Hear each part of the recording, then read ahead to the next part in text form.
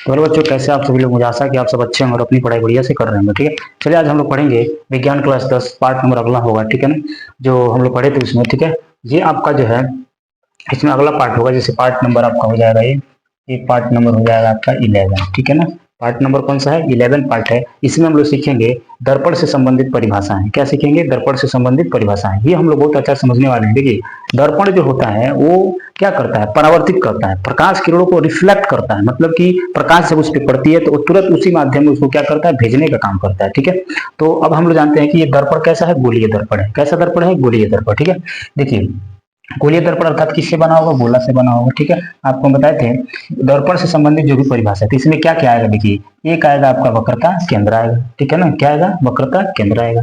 उसके बाद से क्या आएगा? ध्रुव आ जाएगा। क्या आ जाएगा? ध्रुव आ जाएगा। ठीक है ना, अर्थात इसमें देखिए क्या क्या आएगा, इसको हम लिख दें तब परिभाषित इसको किया जाए। इसमें जो है आपका आएगा, सबसे पहले आएगा वक्रता केंद्र। वक्रता केंद्र आएगा। ठीक है, उसके बाद से आपका आ जाता है ध्रुव आ जाएगा। क्या आ जाएगा? ध्रुव आ जाएगा। उसके बाद से वक्रता त्रिज्या आ जाएगा। वक्रता त्रिज्या आ जाएगा। ठीक है, उसके बाद से मुख्य अक्ष आ जाएगा। ठीक है, मुख्य अक्ष आ जाएगा। उसके बाद से आपका आ जाएगा फोकस आ जाएगा।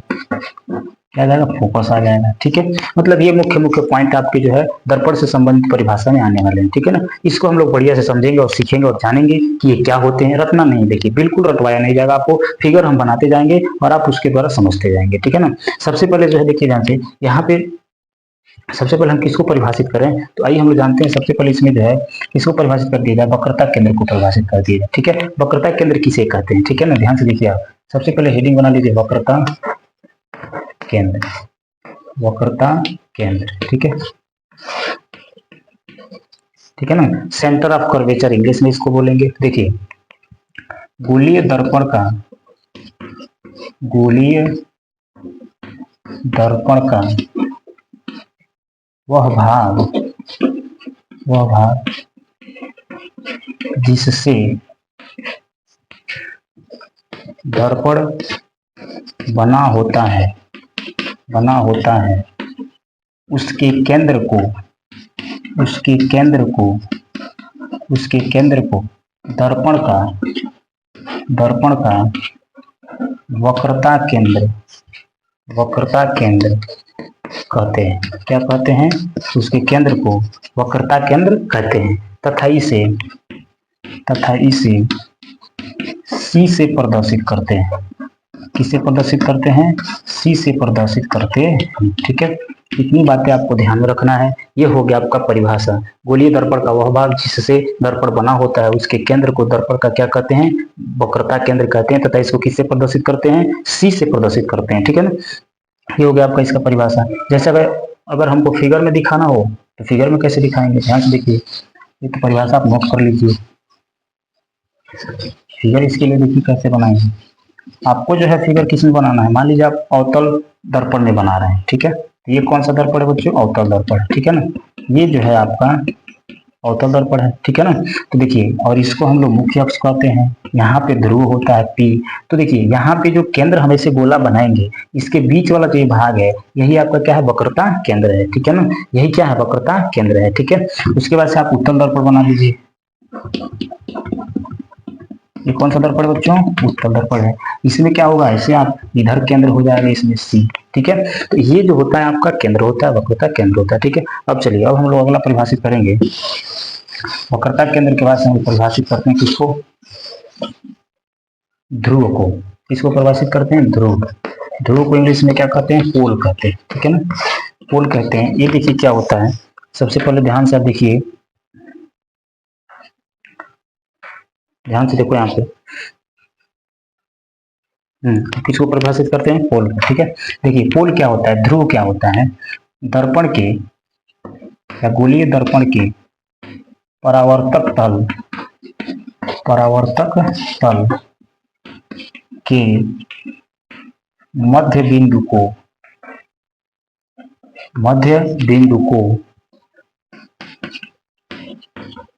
दर्पण का ध्रुव कहते हैं। ठीक है ना। दर्पण के परावर्तक तल के मध्य बिंदु को क्या कहते हैं, दर्पण का ध्रुव कहते हैं, तथा इसे P से क्या करते हैं, प्रदर्शित करते हैं।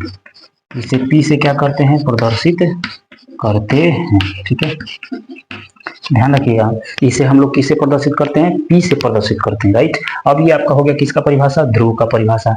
ध्रुव के बाद हम किसको परिभाषित कर लेते हैं, वक्रता त्रिज्या को देख लीजिए आप। अच्छा, यहाँ पे देख लीजिए, फिगर एक बना लीजिए। यहाँ पे फिगर हम बनाए, कौन सा दर्पण है, अवतल दर्पण। ठीक है ना, ये कौन सा दर्पण बच्चों, अवतल दर्पण। इसको क्या कहते हैं, मुख्य अक्ष कहते हैं। यहीं पे जो होता है वो क्या होता है, ध्रुव होता है, P होता है। ठीक है, देखिए ये परावर्तक तल है, ये पूरा कौन सा तल है, ये परावर्तक तल है। ये परावर्तक तल है, इसके बीचों बीच वाले भाग को हम लोग क्या कहते हैं, इसके बीचों बीच वाले भाग को हम लोग क्या कहते हैं, P कहते हैं, ध्रुव कहते हैं, और इसको P से प्रदर्शित करते हैं। क्लियर, अब इतना आपको समझ में आया होगा, राइट। अब देखिए, अब हम आगे समझाने का प्रयास करते हैं। आगे हम लोग किसको समझेंगे, अब समझेंगे हम लोग मुख्य अक्ष हो गया, वक्रता केंद्र हो गया, वक्रता त्रिज्या को समझते हैं। ठीक है, चलिए वक्रता त्रिज्या,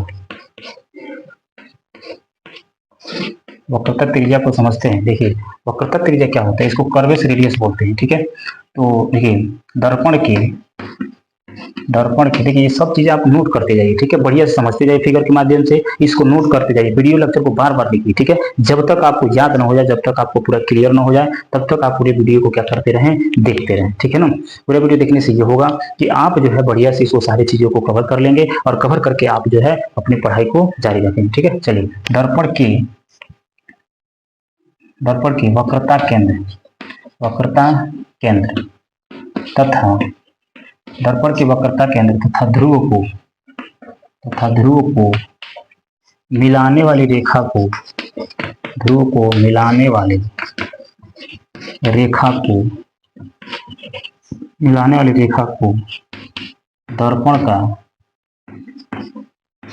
दर्पण चलिए देखिए, हम लोग वक्रता त्रिज्या को समझ लिए थे। ठीक है, वक्रता त्रिज्या को समझ लिए थे। अब त्रिज्या को जैसे हम बोले थे कि C तथा P को मिलाने वाली रेखा, C तथा P को मिलाने वाली रेखा वक्रता त्रिज्या कहलाती है। ठीक है, वक्रता त्रिज्या कहलाती है। ठीक है ना, ठीक है, वक्रता त्रिज्या क्या कहलाती है, इसको हम किससे दिखाते हैं, R से प्रदर्शित करते हैं। किससे प्रदर्शित करते हैं, R से प्रदर्शित करते हैं। ठीक है ना, ध्यान रखिएगा, इसको R से प्रदर्शित किया जाता है। अब चलिए हम लोग अगला परिभाषा लिखते हैं। अगला परिभाषा में लिखते हैं आपका फोकस का। क्या लिखते हैं, फोकस। ठीक है, ध्यान से देखिए फोकस क्या होता है। ठीक है, फोकस देखिए क्या होता है, सबसे पहले परिभाषा इसका जानिए। मुख्य अक्ष पर स्थित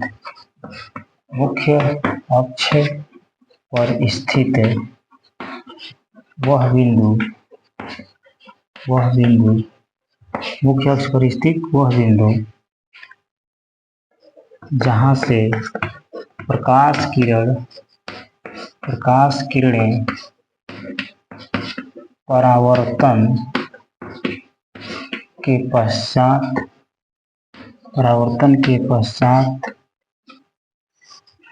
होकर जाती है, साथ होकर चली जाती है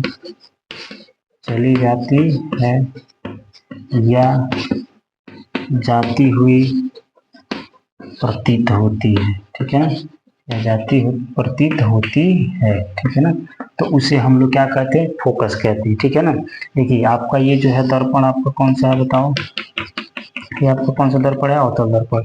इसको क्या कहते हैं हम लोग, ये मुख्य अक्ष है। ठीक है ना, यहाँ पे क्या होता है, दर्पण का ध्रुव जिसको P से प्रदर्शित करते हैं। यहाँ पे क्या होता है, C जिसको वक्रता केंद्र कहते हैं, और ये इसको C से प्रदर्शित करते हैं। बीच में जो रेखा होती है ये होती है बिंदु, वो होता है फोकस। ठीक है, यहाँ से प्रकाश की लड़ाई और आकर के ऐसे चलिए। ठीक है ना, तो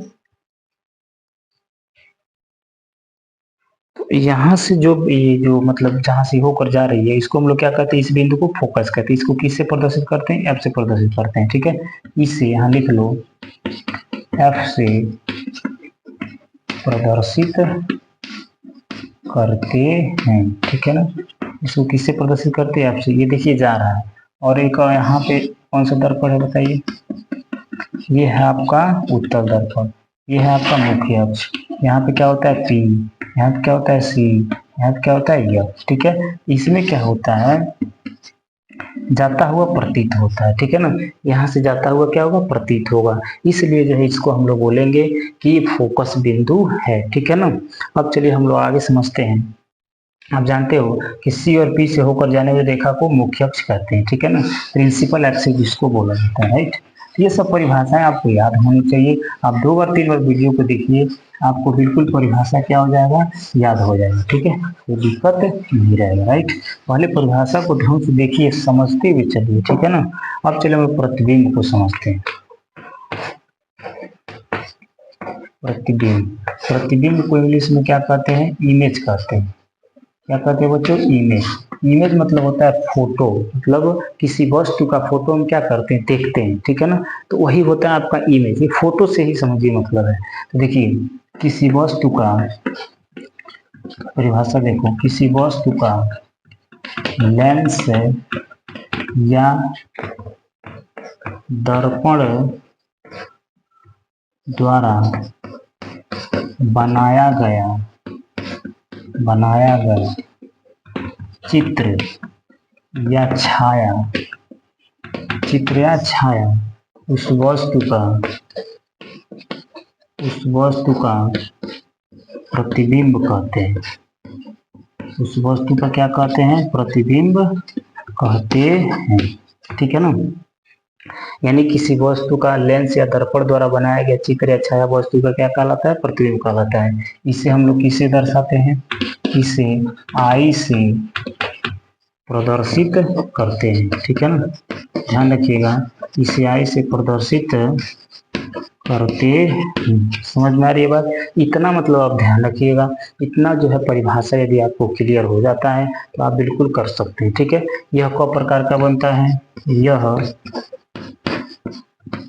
2 प्रकार का होता है। प्रतिबिंब कौ प्रकार का होता है, 2 प्रकार का होता है। पहला लिखिए वास्तविक प्रतिबिंब, वास्तविक प्रतिबिंब। दूसरा लिखिए आभासी प्रतिबिंब, ठीक है, आभासी प्रतिबिंब, ठीक है ना। ये आपका है प्रतिबिंब के प्रकार, 2 प्रकार के प्रतिबिंब होते हैं, वास्तविक प्रतिबिंब और आभासी प्रतिबिंब, ठीक है। वास्तविक का मतलब होता है रियल इमेज, रियल इमेज। आभासी का मतलब होता है वर्चुअल इमेज, वर्चुअल इमेज, ठीक है ना। इतना आपको बातें ध्यान रखना है, वास्तविक प्रतिबिंब और आभासी प्रतिबिंब, ठीक है। इसको आप ध्यान यदि रखते हैं तो अगले वीडियो में हम आपको यही बताएंगे कि दर्पण द्वारा प्रतिबिंब का बनना, ठीक है ना। अगला जो वीडियो आपका होगा वह होगा आपका, हेडिंग देख लीजिए, दर्पण द्वारा प्रतिबिंब का बनना, दर्पण द्वारा प्रतिबिंब का बनना, ठीक है। दर्पण के द्वारा किसको बनना, प्रतिबिंब का बनना। मतलब दर्पण के द्वारा कितने प्रकार का प्रतिबिंब बनता है, जैसे हम अवतल के द्वारा पढ़ेंगे, ठीक है ना, कि अवतल के द्वारा कितने प्रकार का प्रतिबिंब बनता है, ठीक है। फिर उत्तल दर्पण के द्वारा कितने प्रकार का बनता है, ठीक है। देखिए अवतल के द्वारा जो बनता है वो 6 प्रकार का प्रतिबिंब बनता है। उत्तल के द्वारा जो बनता है, उत्तल दर्पण के द्वारा, दर्पण, इसके द्वारा 2 प्रकार का प्रतिबिंब क्या होता है, बनता है, ठीक है। आप इसको ध्यान रखेंगे। अगले वीडियो में हम यही सिखाएंगे कि दर्पण के द्वारा कितने प्रकार का प्रतिबिंब बनता है, कैसे बनता है। आपको रटना नहीं है, पेपर में रटना नहीं है, पेपर में ऑब्जेक्टिव क्वेश्चन कैसे पूछता है वो भी बताया जाएगा आपको, ठीक है ना। और सारी चीजें आपको डिटेल में समझाने का प्रयास किया जाएगा। इसलिए आप ध्यान रखिए कि अगले वीडियो में हम बताएंगे कि दर्पण के द्वारा प्रतिबिंब का बनना, कितने प्रकार से प्रतिबिंब बनता है, क्या क्या होता है, इन सारी चीज़ों को डिटेल में हम लोग जानेंगे, सीखेंगे, ऑब्जेक्टिव क्वेश्चन भी करेंगे। ठीक है, बाकी जो है अन्य बच्चों के साथ वीडियो को भी क्या कीजिए, शेयर कीजिए, ताकि वो भी बच्चे जो है जागरूक हो सकें और वो भी अच्छा से पढ़ाई कर सकें और अपने जो है पेपर में अच्छा नंबर ला सके। ठीक है ना, चलिए मिलते हैं नेक्स्ट वीडियो में, तब तक के लिए थैंक यू।